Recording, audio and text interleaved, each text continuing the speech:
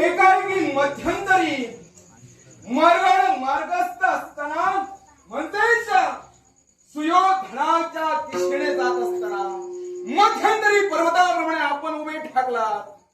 कशासाठी? एकच कारण, ज्या मित्रत्वासाठी अंगराज कर्ण ओळखला गेला, अगदी त्या माझ्या मित्राच्या सहाय्यासाठी सारे जर क्षत्रिय त्याच्या नाशासाठी एकवटले असतील, तर माझ्या मित्राच्या रक्षणासाठी नव्हे माझ्या मैत्रीच्या रक्षणासाठी अंगराज कर्ण मध्यांनी शस्त्र घालू इच्छिला. अंगराज कर्ण मित्र प्रेमासाठी आपण मध्यंतरी शस्त्र घातला. पण मला सांगा, काय ते जे तुमच्या मित्रानं दुर्योधनाचे कृत्य केला ते कृत्य धर्माचं होय की धर्माचं? पार्थराज, हा संप्रत भरलेला स्वयं मंडपात आता तो प्रमाद घडला. इथं बसलेल्या प्रत्येक देशोदेशीच्या नृपती भूपतींनी पाहिला. ज्या एका वीरांचा अपमान जर भरलेल्या स्वयंवर मंडपात होत असेल, तर माझ्या मते ती घडलेली कृती योग्यच आहे. काय म्हणाल? म्हणजे ही कृती सुयोधनामार्फत झालेली कृती ही तुमच्या मते योग्य? निश्चित. मला सांग, असा कोण अपराध झाला जेणेकरून त्यांचा अपमान झाला? पार्था, हा माझा मित्र सुयोधनाने तर स्पष्ट केलंय की या स्वयं मंडपात ज्यावेळी स्वयंवराचे फेरे चालू होते, हा देशोदेशीचे नृपती आपापल्या आस्वादी स्थित होते. संप्रत राजकर्त्यांची कन्या या स्वयं मंडपात ज्यावेळी फेरफटका करत होती, अगदी माझ्या मित्रानं म्हटल्याप्रमाणे तिनं त्याच्या बाबतीत काहीतरी अकृत्य केलं, म्हणूनच माझ्या मित्रानं तिचा हस्त पकडला. आता जर ती क्रियाच घडली नसती, माझ्या मित्रानं तिचा हस्त पकडण्याचा प्रश्न उद्भवला नसता. अशी कोणती अकृत्य घटना तिच्या स्त्रीकडून घडली? म्हणजे या राजकन्याकडून अशी कोणती घटना घडली जेणेकरून सुयोधनाला तिचे हात पकडावे लागले?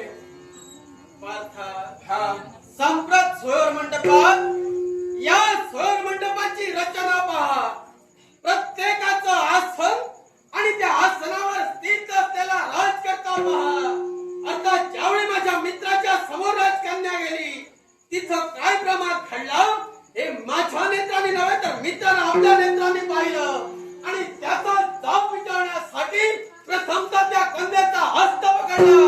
कारण जिनं आपला अपमान केला तिला शासन करणं हे त्याला श्रेय ठरलं, म्हणून त्यानं तिचा हस्त पकडलाय. ज्यावर ती कृती घडली त्या कृतीत निश्चितच माझ्या मित्रानं तशा प्रकारचं कृत्य केलं. मान्य आहे. तुझा मित्र सुयोधन मगा म्हणून गेला. तिनं माझ्याकडे पाहून आपलं नाक मुरडलं.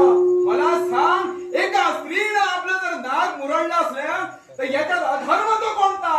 यात ही क्रिया ही माझ्या मते सुद्धा अनुचित नव्हे. यात अधर्म नाहीच आहे, हा पण संप्रत इतरत्र देशोदेशीचे राजकर्ते मान्य आहे मनपसंतीनं स्वयंवर आहे. पण ज्यावरती मनपसंतीनं स्वयंवर आहे, इथं एकच वर निवडला जाणार आहे. नक्कीच. जर एकच वर निवडला असेल तो तुझ्या मनपसंतीचा असेल, याचा अर्थ बाकीचे असे जेवायला आलेले नाही. कारण प्रत्येक जण आपला मान सन्मान घेऊन आलाय. मग ज्या दरबारात एखाद्या वीराचा अपमान होतो, तिथं अशा प्रकारचा कृत्य घडणं हे साहजिकच आहे. हे लक्षात ठेव. ज्या करवी तुझा मित्राकरवी घडलेला म्हणजे या स्त्रीकडून तिचा अपमान झालाही असेल, पण एवढा अपमान तो उच्च नव्हे की त्यानं एका राज दरबाराच्या ठिकाणी परस्त्रीचा हात धरावा. माझ्या मित्रानं काय करावं आणि काय करू नये हे पार्थानं मला सांगू नये. न पेक्षा ज्या माझ्या मित्रानं जे कृत्य केलं त्याचा जाब राजकर्त्यांनी त्याला विचारलाय. न पेक्षा या स्वयं मंडपातून माझ्या मित्रानं त्यांचं हरण केलंय. आता माझा मित्र योग्यच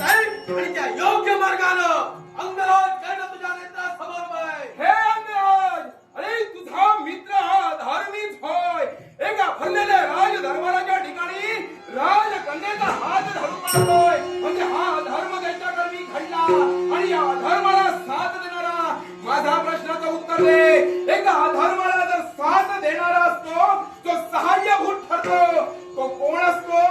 अधर्म असो की धर्म, हा. या अंगराज कर्णानं साथ दिली आहे ती मैत्रीची आणि त्याच्या मित्रत्वासाठी अंगराज कर्ण शस्त्र घेऊन उभा ठाकला. पण सांप्रत त्या राजकर्त्याच्या स्वयंमंडपात धनुर्धारी पार्थ उभा राहिला.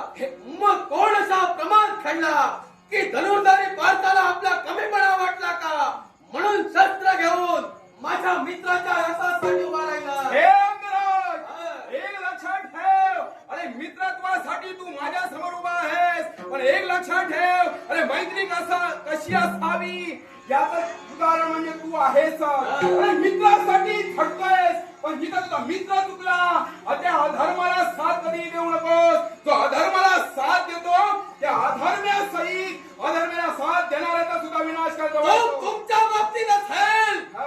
या अंगराज कर्णाला त्याची पर्वा नाही.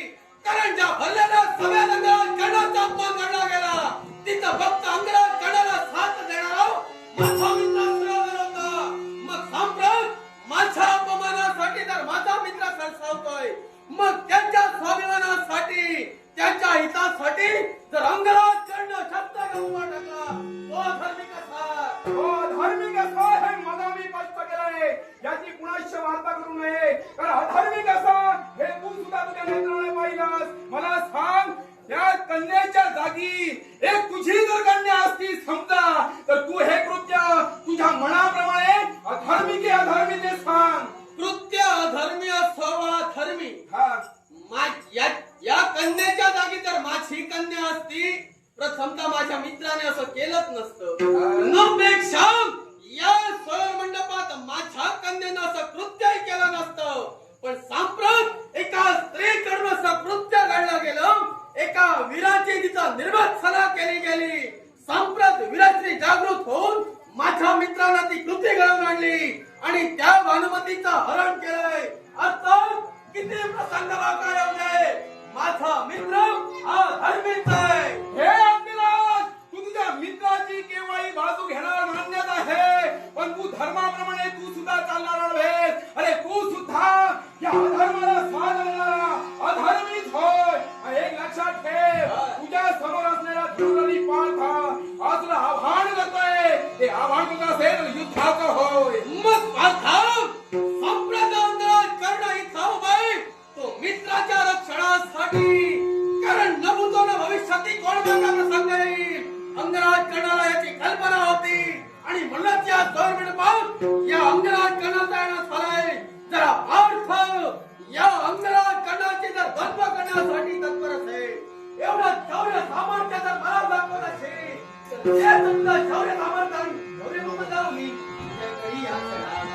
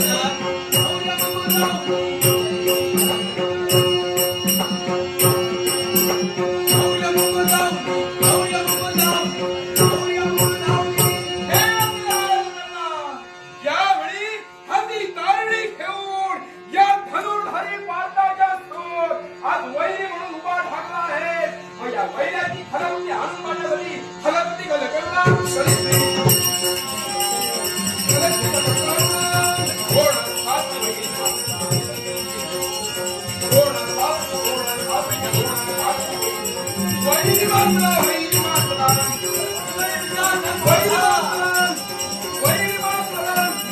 वैरी मातला वैरी मातला फलक गल करम फलक गल करम फलक गल करम वरिया प्रतिकारा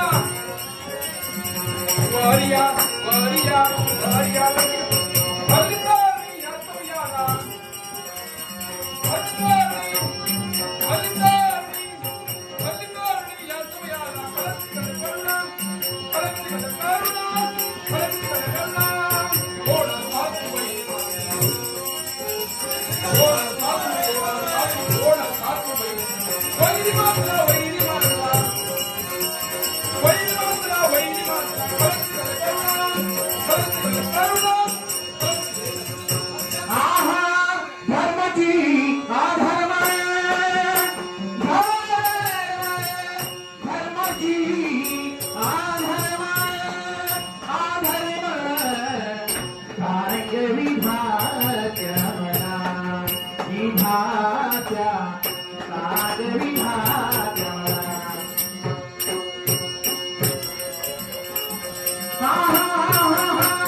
अपुरी आकाशा पूर्ण कराया अपुरी आकाशा पूर्ण कराया कर्णराज टपला टपला कर्णराज टपला हा टपला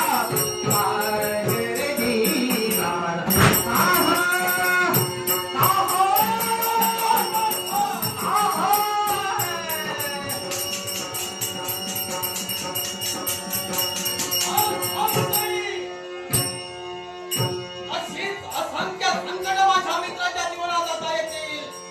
दैत्य राज त्याच्या नाशात पडले गेले. म्हणून अंगात भांडण, या रक्ताला पूर्ण नाश देऊ. माझ्या मित्राच्या